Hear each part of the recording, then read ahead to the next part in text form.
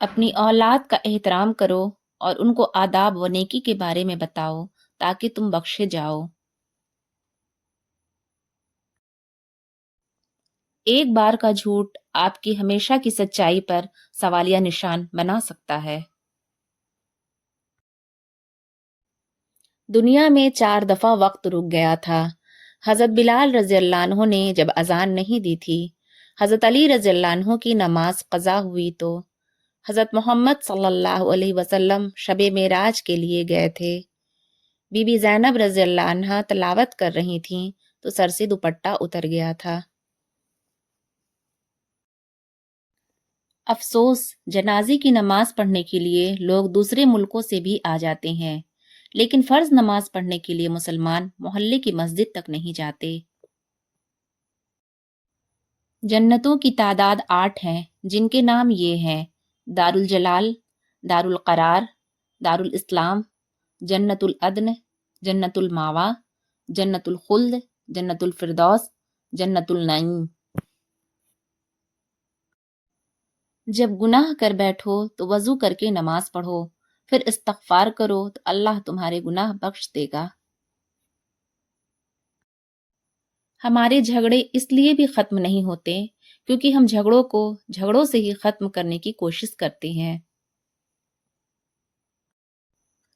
جب انسان کی موت ہو جاتی ہے تو دنیا سے صرف سوائے 3 اعمال کے ہی اس کو ثواب پہنچتا ہے۔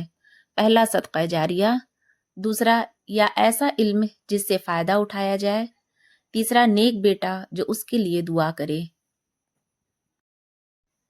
جب حافظ قرآن مر جاتا ہے، اللہ تعالیٰ زمین کو حکم دیتا ہے کہ اس کے گوشت و پوست نہ کھانا۔ زمین عرض کرتی ہے، میرے معبود، میں اس کا گوشت کیسے کھا سکتی ہوں جبکہ اس کے شکم میں تیرا کلام موجود ہے۔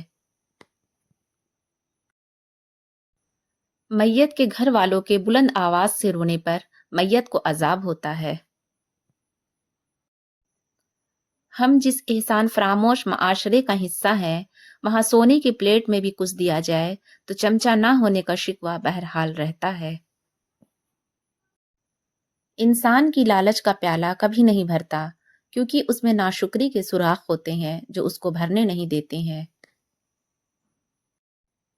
اپنی تعریف پسند کرنا آدمی کو اندھا اور بہرا کر دیتا ہے۔ حضور صلی اللہ علیہ وسلم نے ارشاد فرمایا، روٹی کا احترام کرو کہ وہ آسمان و زمین کی برکات سے ہے۔ جو شخص دسترخوان سے گری ہوئی روٹی کو کھا لے گا اس کی مغفرت ہو جائے گی۔ عبادت کے 10 حصے ہیں، جن میں سے 9 حصے خاموشی میں اور 1 حصہ لوگوں سے دور بھاگنے میں ہے۔ اگر تمہیں رزق میں تاخیر محسوس ہو تو استغفار کی کثرت کرو۔ مریضوں کو کھانے پر مجبور نہ کرو کہ ان کو اللہ تعالیٰ کھلاتا پلاتا ہے۔ مر جانے والے شخص کے کپڑے اور جوتے ڈر کی وجہ سے کسی کو دے دیے جاتے ہیں، جبکہ موبائل، لیپ ٹاپ، کمپیوٹر، گھڑی اور زیورات وغیرہ نشانی سمجھ کر خود استعمال کرتے ہیں۔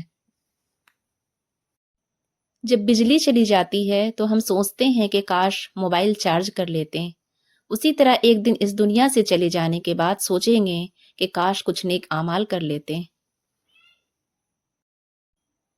پھٹے ہوئے توڑے میں کتنا خوبصورت سیب ہے، ایسے ہی بعض اشخاص کے پھٹے پرانے کپڑوں میں خوبصورت دل ہوتے ہیں۔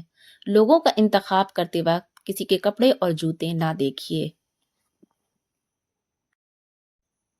حضرت لوط علیہ السلام کی بیوی جہنم میں جبکہ فرعون کی بیوی جنت میں۔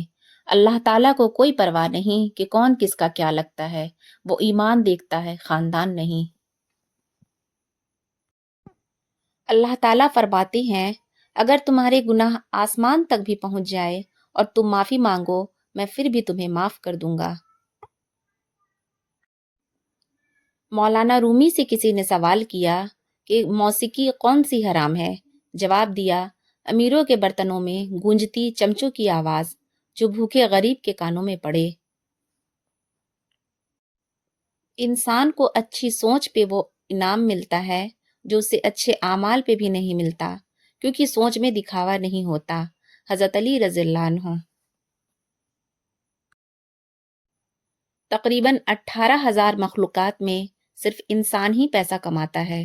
کوئی مخلوق کبھی بھوکی نہیں رہتی اور انسان کا کبھی پیٹ نہیں بھرتا. اچھی یادوں کا اچار ڈالیے اور صالحہ سال محفوظ رکھیے، اور بری یادوں کی چٹنی بنائیے اور ایک دن میں اسے ختم کر دیجیے. اگر صرف مکہ جانے سے بات بنتی تو ابو جہل تو رہتا ہی مکے میں تھا. طاقت اور خوف سے اگر دنیا بدل سکتی تو یہ دنیا فرعون کی ہوتی، نمرود کی ہوتی، شداد کی ہوتی اور یزید کی ہوتی. جب کوئی پرندہ تمہارے گھر کی چھت کو اپنا ٹھکانہ بنا لے تو سمجھ لو کہ اس جگہ کی فضا صاف ہے اور تمہارے گھر کی فضا میں سکون اور خیر ہے. پرندے وہاں نہیں رکتے جہاں بے چینی ہو، بلکہ وہ امن، نرمی اور پاکیزگی کو پہچانتے ہیں اور اسی جگہ اپنا مکن بناتے ہیں. اپنی اولاد کی بہترین تربیت کی فکر کرو، سہولتوں کی نہیں.